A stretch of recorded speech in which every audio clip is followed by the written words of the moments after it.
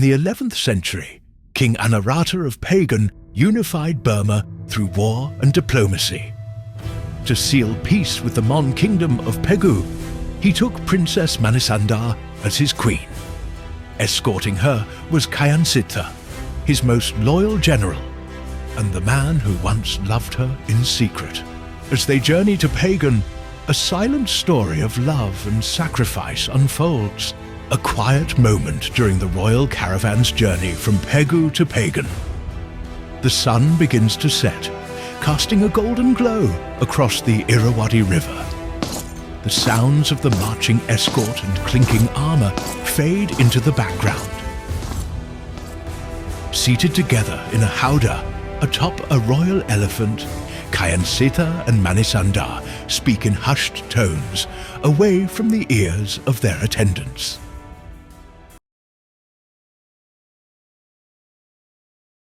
The river is so still today, as if it too is holding its breath. Like my heart, ever since I knew you were to be married to another. Kyansitha, please, do not say what we both cannot change. I speak not to change fate, only to honor it.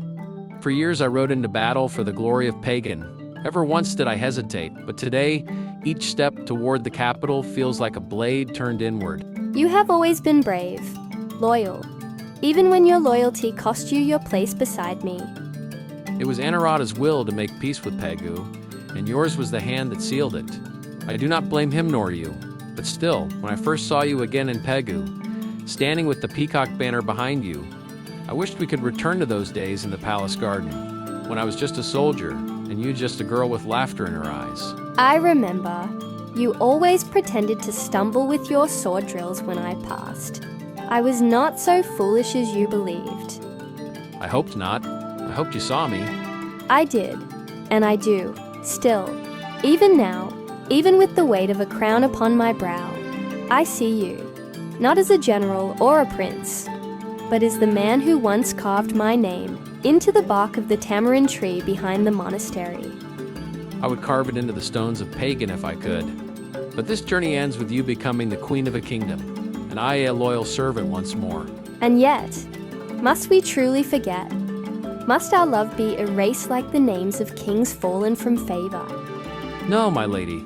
History may not remember us together, but the wind that whispers through Pagan's temples will carry our secret.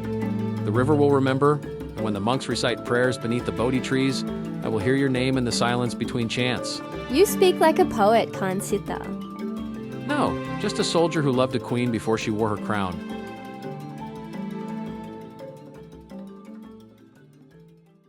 The sun disappears behind the hills. The caravan presses onward, bound for Pagan. And between them, two hearts tethered not by destiny, but by memory. History did not end their story with that sunset journey. When King Anarata discovered their forbidden love, fury eclipsed mercy. Kyansitha, his greatest general, was exiled. Manisandar, barely in her teens, became queen to the very king who banished her beloved. Years passed. When Anarata died, his son Sorlu took the throne and took Manisandar as his chief queen. But Sorlu was weak, more enamored with song than statecraft. Longing for stability, he recalled Kyansitha from exile. Yet when old love rekindled, jealousy flared, and Kyansitha was cast out once more. Then came the reckoning. Yaman Khan, Sorlu's own childhood friend and the governor of Pegu, rose in rebellion. In 1084, the revolt swept through the south, and Sorlu was captured and killed. Kyansitha returned, not for vengeance, but for peace.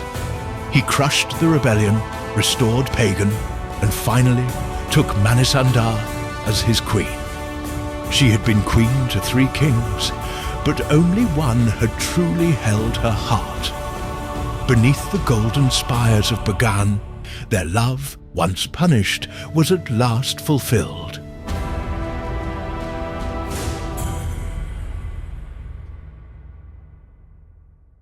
Subscribe to my channel.